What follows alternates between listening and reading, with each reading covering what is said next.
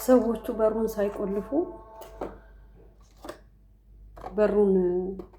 ሳይቆልፉ ይሄዳሉ። ሁሌም አሮጊቷ ከሰራተኛዋ ጋር እንዲሁም ልጃቸውም ከነሱ ጋር ወጣች። ገና ዛሬ ነው ልጅቷ ራሱ ከቤት ስትወጣ። ሁሌም እነሱ ሲወጡ ሰራተኛዋና አሮጊቷ ሲወጡ ሁሌም ልጅቷ ትኖራለች፣ የቤቱ ልጅ። ከዛ ልክ እነሱ እንደወጡ ምንም ሳይቆይ ስራዬን ጨራርሼ ትንሽ እረፍት ልውሰድ ብዬ ቁጭ ባልኩበት በር ተከፍቶ ድምፅ ሰምቼ ስነሳ የሆነ ልጅ ገባ። ከጎረቤት የመጣ መሰለኝ። ምንድን ነው አልኩት።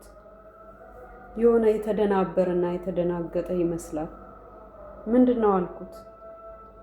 ሰዎቹ የሉም አለኝ። እነማን አልኩት። አንተ ማን አልኩት። እኔ ፈርቼን የመጣሁት ብሎ በቃ እየተንቀጠቀጠ የሆነ የፍራቻ ስሜት የሆነ እኔ እንጃ ምን እንዳስፈራው አላውቅም። እና ከሩቅ ነው የመጣሁት፣ ፈርቼ ነው እዚህ የገባሁት አለ። እና ታዲያ ለምንድን ነው ከሩቅ ለምንድን ነው ከቤት ወደ ሌላ ቦታ ሄድከው ስለው አይ ልጫወት ሀዲቃ ሄዳለሁ ብዬ በቃ ከዛ በጣም ራኩኝ፣ ከቤታችን በጣም ርቄ መጣሁ ይለኛል። የሚያወራው ራሱ እንጃ ትንሽ ጭንቅላቱም ትክክል ያልሆነ ነው አወራሩ፣ በቃ ትክክል አይደለም። እና በቃ ሰዎቹ የሉም ይመጣሉ አልኩት። ከዛ ሳሎን ሶፋ ላይ ቁጭ አለ። በጣም ደንግጧል። ልቡ እየመታ ነው፣ ልቡን በእጁ ይዟል። አሳዘነኝና ቁጭ በላ አልኩት።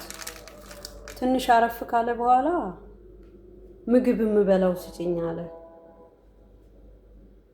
ከዛ የሚበላ ሰጠሁት፣ የሚጠጣም ሰጠሁት፣ ጁስ ነገር ትንሽ በላና የሚጠጣውንም ትንሽ ጠጥቶ በቃኝ አለ።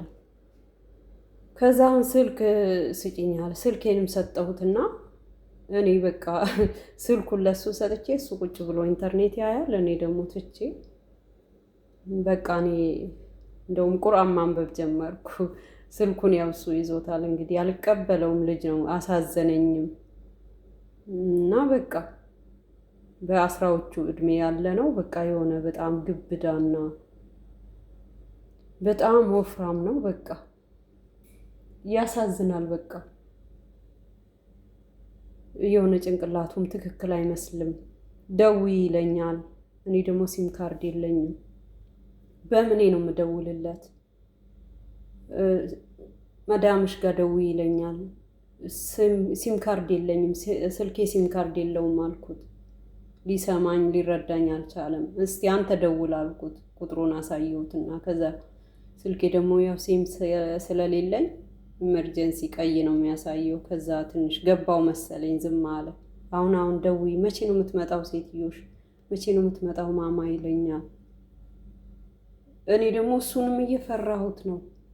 ምክንያቱም ወይ ጤነኛ ላይሆንም ይችላል፣ ወይ ቢመታኝስ፣ ወይ እብድ ሊሆን ይችላል። ከዛ እንደዛው እየሆነ እያለ በቃ ቢያንስ ከአንድ ሰዓት ከግማሽ ምናምን በላይ ተቀመጥን ማለት ነው። እኔ እየጠበቅኩት በቃ እሱ ስልኬን ይዟል። በቃ እኔ ቁርአን ይዤ በቃ እያየሁት ነው። በቃ ተነስቶ ወደ ኩሽና አይሄድም።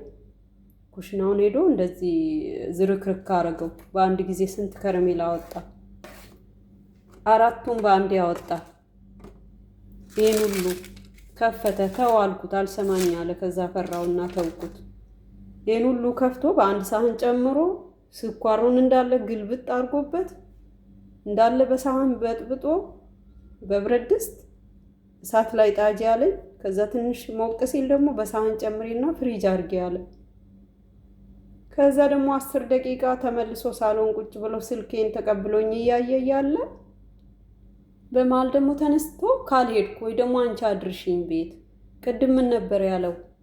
ቤቴ ሩቅ ነው፣ አቡዳቢ ነው ብሎኝ ነበር። አሁን ደግሞ ቤቱ ቅርብ ነው፣ እዚህ ነው፣ ልሂድ አንቺ አድርሽኝ ፕሊዝ ፕሊዝ ይለኛል። ኧረ እኔ አላደርስም፣ እኔ የትም አላደርስም አልኩት። ከዛ ወጥቶ ሄደ። አሁን እኔ ይሄን እንደዚህ ሰብስቤ አስቀምጬ መጥተው እንዲያዩ በቃ ፎቶውን ራሱ አንስቼው በቃ አስቀምጨዋለሁ ማለት ነው። ስልኬ ውስጥ ፎቶ አለ ማለት ነው። ይህን ሁሉ ነገር ማሳየት አለብኝ፣ ምክንያቱም ይሄ ነገር ሁሉ ባክኗል። ወተት ጨምሮበታል በዚህ ላይ በእነዚህ በከፈታቸው ከረሜላ ላይ እና ሁለተኛ እነሱ ከቤት ሲወጡ በር መቆለፍ አለብኝ ማለት ነው። ይኸው አሁን መጥተዋል። እንደው የመኪና ድምፅ ክላክስ እያደረጉ ነው፣ ዘግተውት ከመኪና እየወጡ ነው ማለት ነው። እና ዛሬ በጣም አስደንጋጭ ነገር ነው የገጠመኝ እላችኋለሁ። ሰዎች ከቤት ሲወጡ በር መቆለፍ አለብን። ሁለተኛ በር ሳልቆልፍ አልቀመጥም ብቻዬን።